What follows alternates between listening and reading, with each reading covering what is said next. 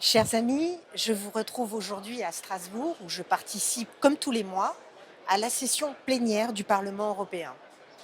Cette semaine, nous avons examiné un texte très important qui est dédié à la lutte contre la fraude au sein de l'Union européenne.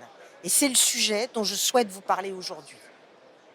Un rapport annuel, protection des intérêts financiers de l'UE, a établi que le nombre total de fraudes et d'irrégularités signalées par les autorités européennes a augmenté en une année de 9%. Actuellement, c'est 131 enquêtes pour infraction de corruption qui sont suivies par le parquet européen. La fraude, pour vous donner une idée, est évaluée à un montant d'1,9 milliard et touche tous les domaines.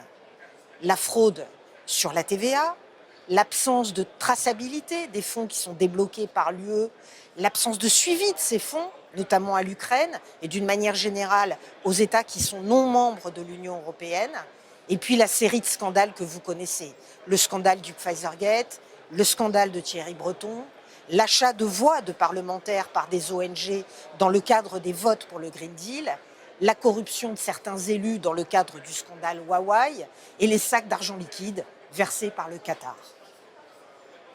Pour mieux lutter contre la fraude, notre groupe, les Patriotes, a donc décidé de proposer deux mesures essentielles pour renforcer les contrôles.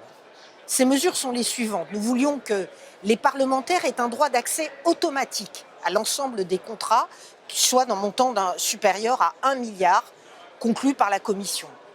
Notre deuxième souhait était d'établir un système de transparence qui soit réel et un système de traçabilité pour suivre les fonds qui sont octroyés par l'Union européenne.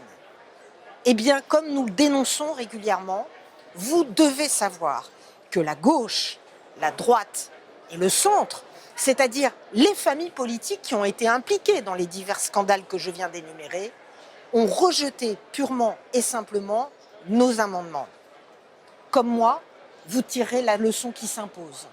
La gauche, la droite et le centre sont complices d'un système. Et ce système ne veut pas de contrôle.